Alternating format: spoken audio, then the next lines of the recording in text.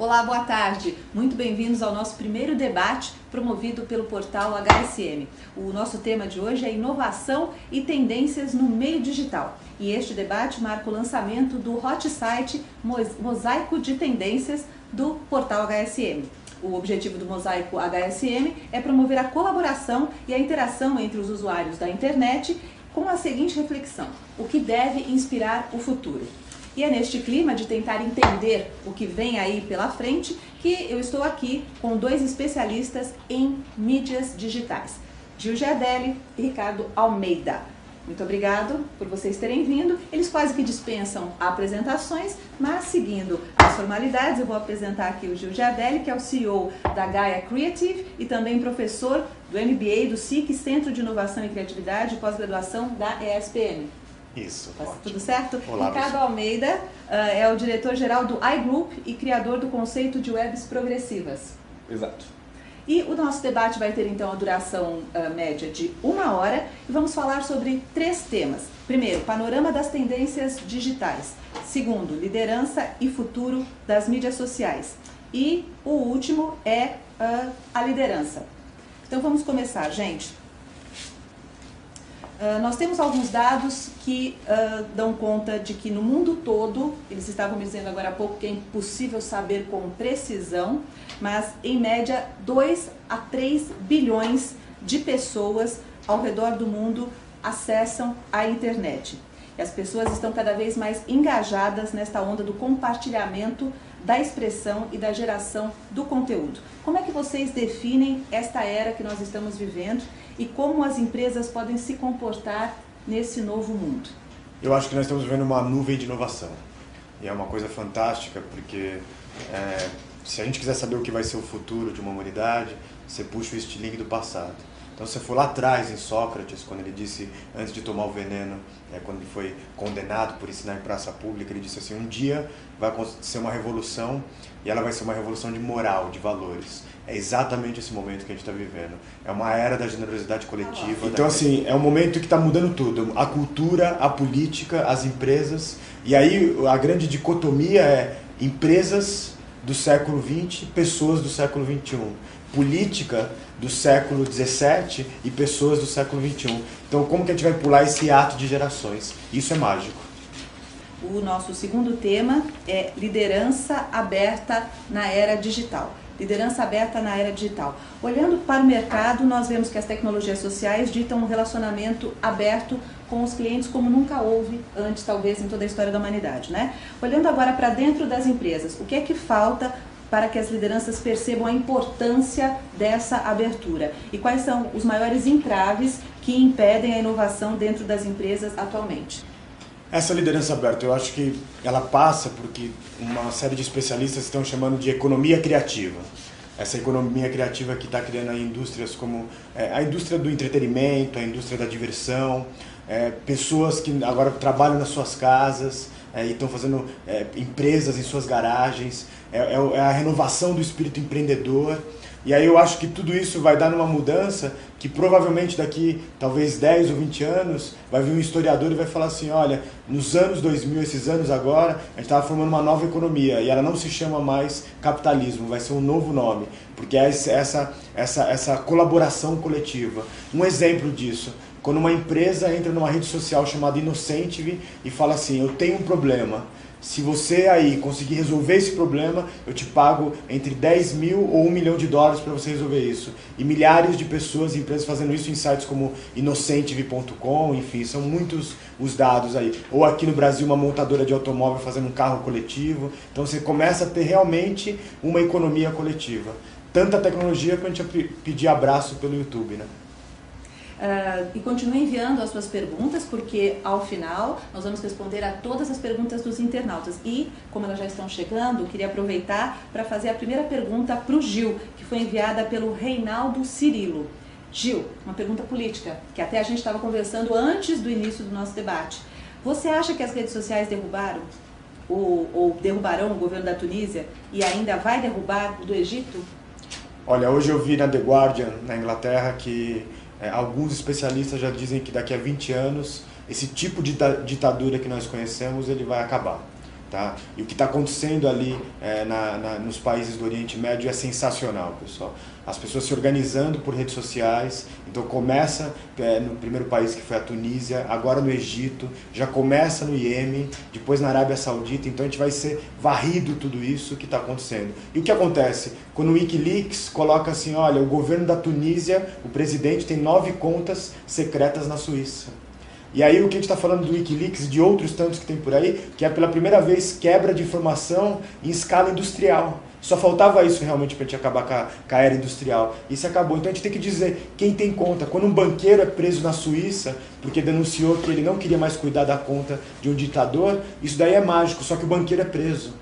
E acabou de ser preso. Quando uma pessoa denuncia que teve bombardeio dos americanos em cima de um comboio de crianças indo para a escola, e eles dizem que isso não aconteceu, então assim, está na hora das grandes verdades aparecerem. Então eu acho que essa democracia das mídias sociais é a era das grandes verdades, onde vai derrubar tudo que está errado por aí. Demora, o caminho é longo, muita coisa vai acontecer, muita luta, vão prender fundadores de sites como o Wikileaks, mas pode prender. Tem 17 sites igual dele. Acaba o Wikileaks, tem outros e não é novo, surgiu em 2006. Isso que é o bacana. O nosso terceiro tema é o que podemos esperar do futuro.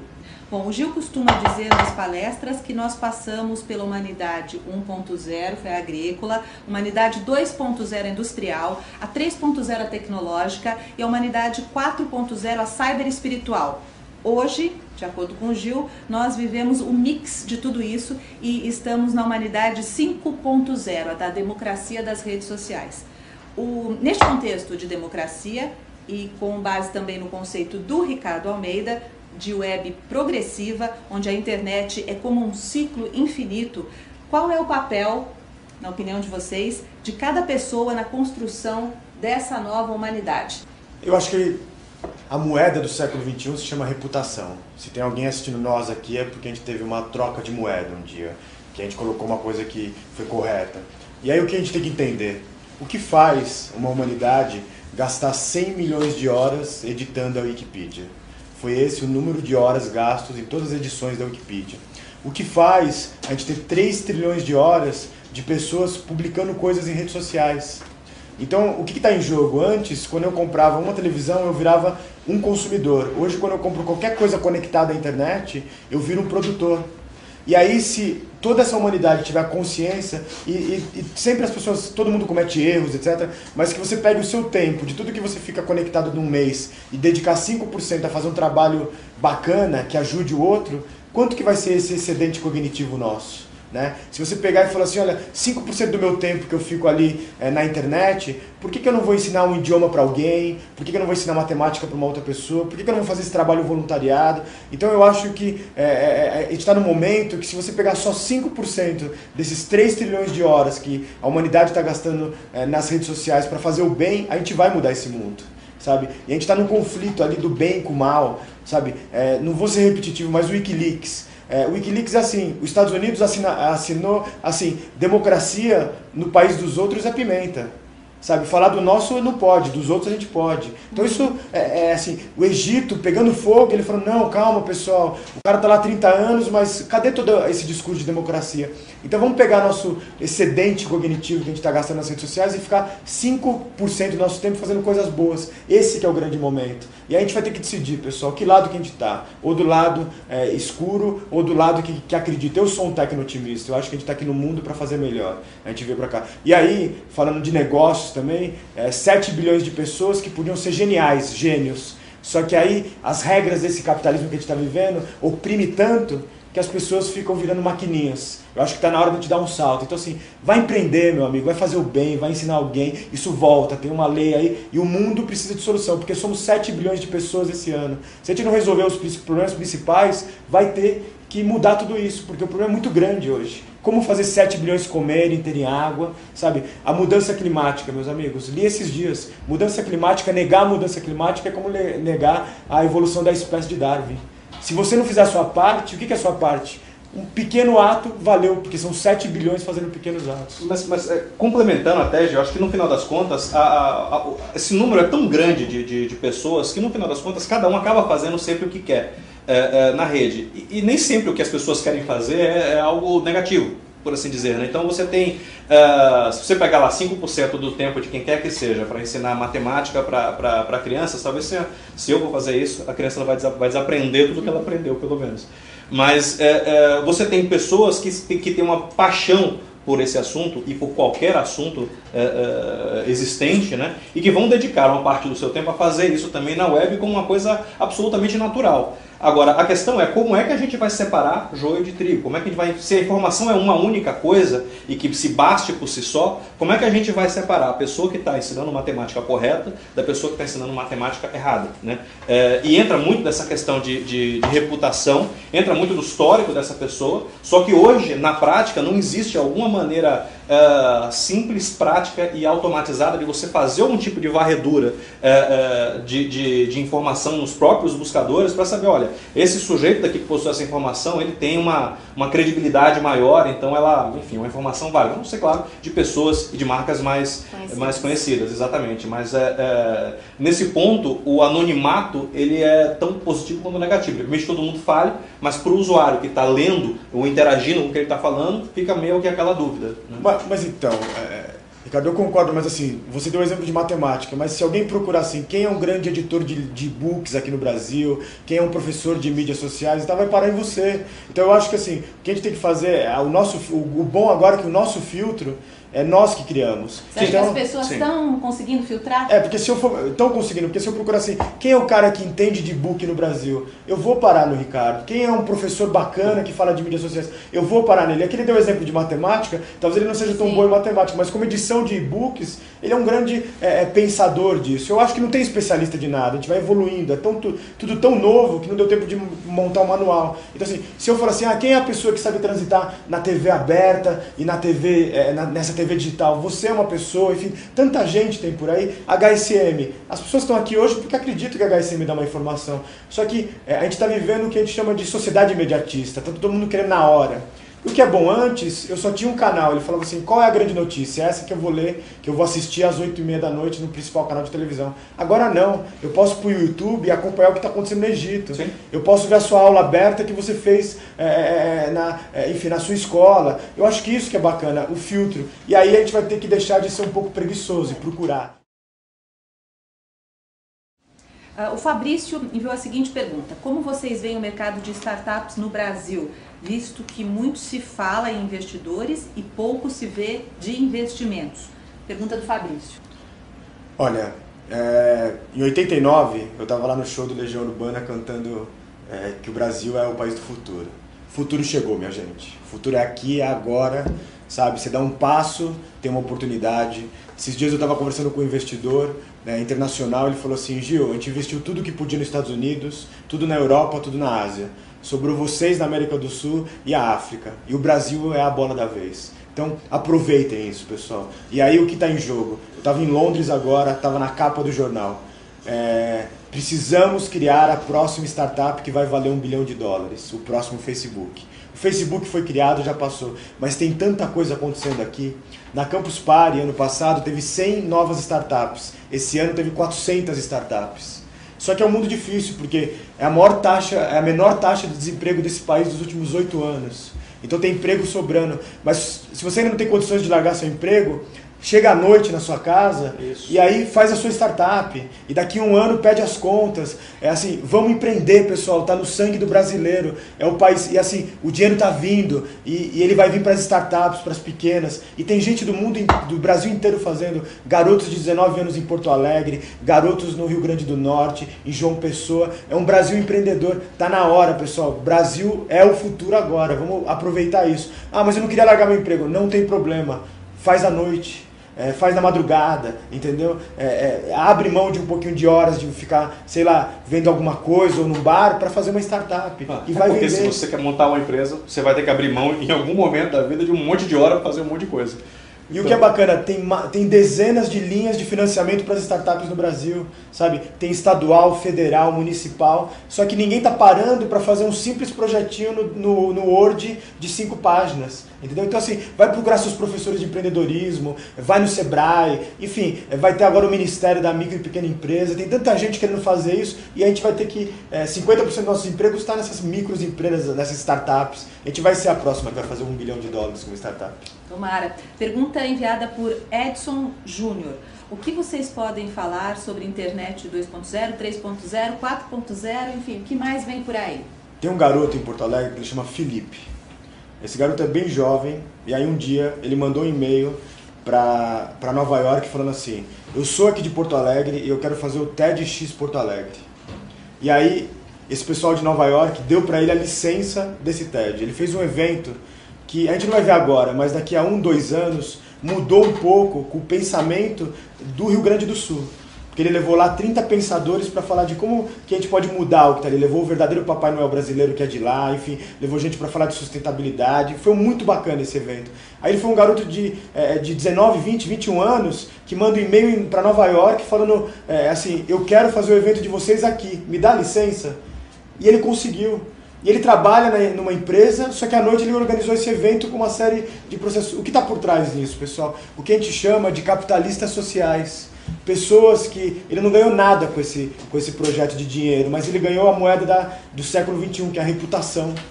E ele, à noite, conseguiu organizar um evento que está mudando talvez um pouco do pensamento do Rio Grande do Sul e do Brasil. E unindo com pessoas que foram os voluntários com ele, que todos eram voluntários, de 20, 22, 25 anos. Então é isso que está em jogo.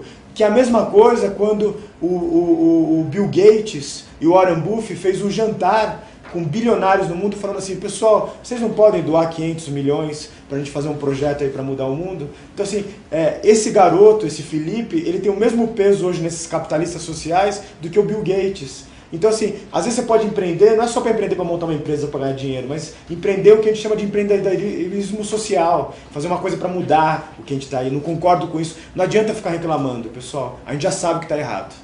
Agora vamos fazer a coisa mudar. Então, esse menino que chama no Twitter, ele é o Felipe FR, ele foi um cara que é um exemplo, que foi lá e fez. Está na hora de botar para fazer, pessoal. Fernanda enviou a seguinte pergunta: como lidar com a geração Y nas empresas? Ser jovem hoje não tem nada a ver com idade. Ser geração Y, Z, W, não tem nada a ver com idade. Tem a ver com quanto você encara as mudanças e absorve elas. E aí, o exemplo, eu tenho um grande amigo de 83 anos de idade, que eu acho ele muito mais geração Y do que alguns alunos que eu tenho na minha sala de aula. Então, enfim, concordo plenamente. Tem a ver com como você encara essa mudança. E a mudança é grande. Mas você falou alguma coisa sobre hiato de gerações, não é? Então você acha que esse hiato não é provocado pela idade? Não é provocado pela idade, ele é provocado pelo como você encara. Por exemplo, se você é um gestor de uma empresa e você acha ainda que o seu estagiário ele está lá para ficar te levando café e água e fazer trabalhos totalmente sem pensamento criativo, você é um gestor do século retrasado. Agora, se você é um gestor que acha que o seu estagiário, que o seu trainee é tão importante quanto o seu diretor, aí você é um cara que entendeu esse mundo. Por isso que eu acho, e começa aqui um manifesto, que assim, eu acho que em todo conselho de grande empresa, de Petrobras, de Banco do Brasil, de Vale do Rio Doce, tem que ter um jovem lá que fale as coisas completamente diferentes do que aquele grupo de pensadores já de outras eras. Está na hora de colocar esses jovens, e aí jovem, nada a ver com idade, jovem de como encara as mudanças, do que fala assim, vamos sair do nosso momento de calma aqui, né, tudo sobre o contrato, vamos mudar isso daí.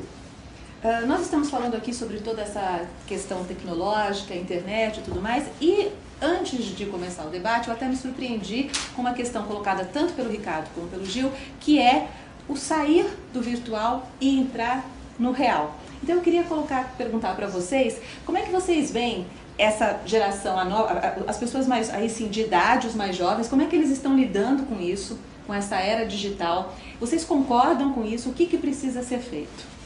E você também falou muito de fazer o bem, né? Como é que traz esse fazer o bem do virtual para o real? De novo, eu acho que assim, tá acontecendo uma coisa muito bacana nessa internet. Quando veio o Orkut, era assim, nossa, eu não te vejo desde o colégio, desde o último trabalho. O que você anda fazendo nesses últimos anos? Aí quando vem o Facebook, o Twitter, fala assim, nossa, o que você está fazendo agora? E quando vem o que a gente chama de Foursquare, de Goala, de geolocalização, que até foi a Ju Lima que falou muito disso, ela falou assim, o que você está fazendo agora e aonde? E esse agora e aonde está fazendo com que as pessoas se encontrem. Então a gente está usando o nosso mundo digital para se encontrar mais com as pessoas. A Trendwatch acabou de soltar uma pesquisa dizendo que 77% das pessoas que usam muito o Twitter estão encontrando mais os seus amigos. Tá? Errou quem achou então que o mundo virtual isolaria as pessoas? Que ia isolar. Só que ao mesmo tempo, é assim, eu adoro, estou lá todo ano no Campus Party, mas eu acho chocante quando eu vejo ali centenas de jovens só jogando no telão o futebol no videogame. Ok, é muito legal jogar no videogame, mas também vamos uma hora jogar na praça, vamos conviver, vamos uma hora sair da telinha e ver as pessoas, vamos uma hora ver o mundo numa outra janela, sabe? É muito legal ficar na internet, mas é muito legal encontrar as pessoas no tempo real e olhar no olho. Porque quando você twitta, porque quando você fala alguma coisa para alguém, você interpreta como você quiser. Agora quando eu olho para vocês, é diferente. Então assim, pessoal, não vamos achar que o mundo é só ficar no nosso quarto, ligado no som, na televisão e na internet. Tem um mundo aí lindo acontecendo, sabe? Isso é bacana. Será que uma das tendências também é que a gente passe a equilibrar melhor isso? Será que é isso, Gil? Eu acho que o grande mantra desse século XXI é como a gente equilibra, né? E aí eu acho que é assim, a gente está ficando maluco aqui no Brasil. Se trabalha 17 horas, só que aí quando se trabalha 17 horas por dia, pessoal, não se cria mais nada. Então eu acho que é difícil até pra mim, eu não consigo às vezes, mas eu não sei quem foi o gênio que falou assim, ó, o dia tem 24 horas, 8 para trabalhar, 8 para dormir e 8 para fazer o que você quiser. Então, assim, como que a gente vai conseguir equilibrar isso, né? Claro que, assim, o que é trabalho, o que é lazer, mas tá na hora da gente começar a sair mais, a pegar dias off, a tirar férias, sabe? Eu acho que a cada 3 meses tem que tirar uma semana de férias e se desconectar. Eu fiquei agora na Tailândia um mês e me desconectei durante as 3 primeiras semanas. Voltei sensacional, assim, voltei assim de uma forma assim, nossa, é um outro, a gente não consegue agora mais ficar sem. A gente consegue sim, tem um mundo antes disso. Então vamos encontrar mais, vamos namorar mais, vamos fazer mais amizades, vamos abraçar mais, né? O mundo está precisando muito de toque, eu acho, do toque da pessoa. E agora a pergunta enviada pelo Sérgio. Ele diz que ele concorda que temos oportunidades de emprego sobrando, mas pedem sempre uma experiência sem nunca oferecer oportunidades. Vocês acham que seria a hora de recrutarem mais jovens? Eu acho que assim, ficar mandando e-mail, dizendo assim, procuro nova recolocação, segue meu currículo. E a pessoa nem coloca olá, Gil, já vai direto para uma caixa, já vai pro spam. Porque se ele não teve a condição de mandar um e-mail dizendo olá, Gil, e me falar e fazer um e-mail dizendo que por que ele está me mandando currículo, eu já não leio. Isso acontece 20 currículos por dia. Agora, quando uma pessoa nem manda o currículo e fala assim, olha, eu gosto muito do trabalho de mídias digitais, eu queria trabalhar na sua empresa, por isso, por aquilo outro, aí eu vou olhar para essa pessoa e vou ver o que ela faz. Humanizar? Humanizar. Comunicar melhor? Humanizar, relacionar-se. Relacionamento. Sabe? Não é mandar olá, vírgula, segue meu currículo para análise uma futura posição. Isso não está funcionando mais. Isso ainda as pessoas continuam usando. Mas vou dar um exemplo. Ontem eu entrevistei uma profissional que ela durante 10 anos foi empreendedora.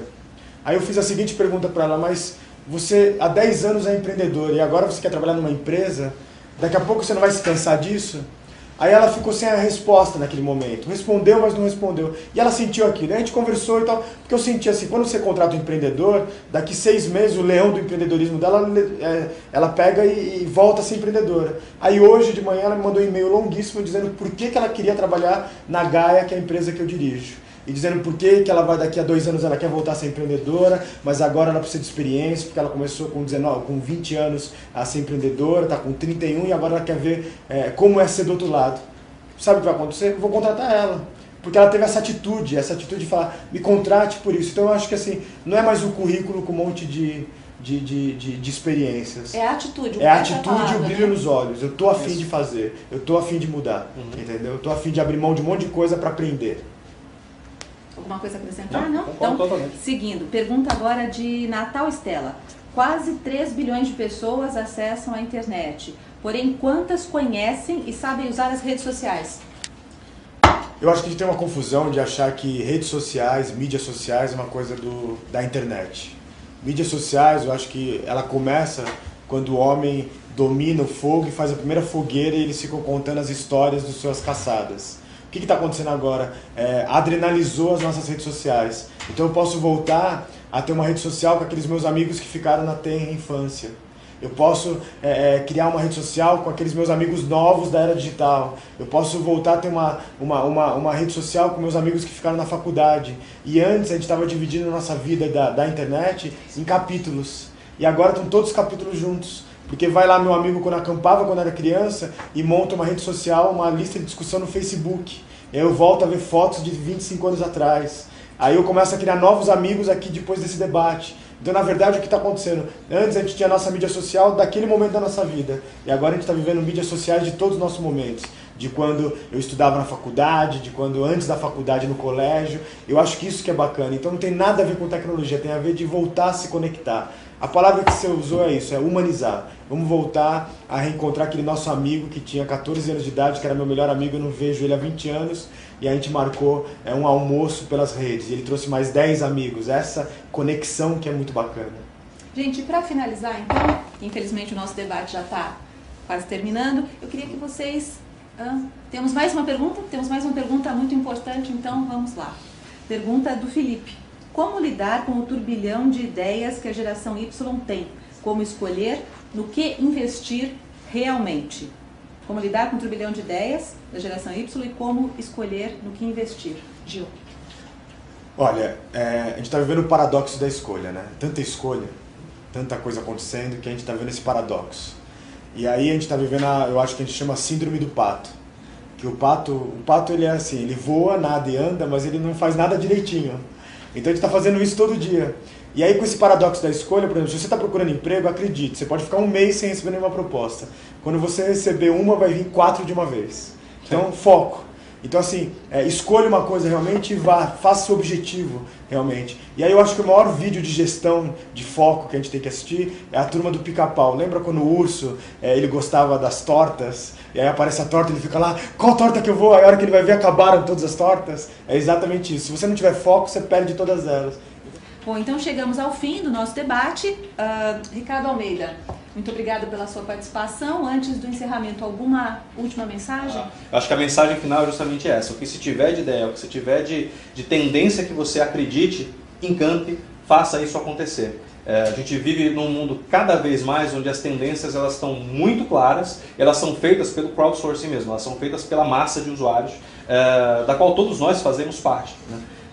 Então é acompanhar isso, contribuir e fazer o que você acredita, e aí com certeza a gente consegue mudar o mundo sob todos os aspectos. Né? Bom, Ricardo Almeida, muito obrigada pela sua participação. Eu que agradeço. Gil, alguma última mensagem? Primeiro assim, eu vou agradecer a todo mundo, temos nós 3 aqui, mas tem toda uma equipe aqui por trás, obrigado para vocês. Segundo que tem tanta gente aqui retweetando, comentando, concordando e desconcordando, então nosso Follow Friday vai para essas pessoas que participaram aqui coletivamente. Eu acho que é isso, é uma nova economia, uma nova humanidade, a gente está vivendo o software da sabedoria das multidões, e aí o que eu uso sempre é um mundo novo. Então, em mundos novos, não podemos usar velhos mapas para descobrir novas terras. Tem uma terra nova por aí. Foi uma honra estar aqui. Obrigado. Muito obrigada, então, Gil Giardelli. Eu agradeço a todos os internautas que nos acompanharam e aproveito para convidar todo mundo a participar e dar a sua opinião a partir de segunda-feira, acessando o www.hsm.com.br/mosaico. É o nosso mosaico de tendências, onde você pode deixar a sua opinião. Muito obrigada pela participação neste primeiro debate promovido pelo portal HSM e até uma próxima oportunidade.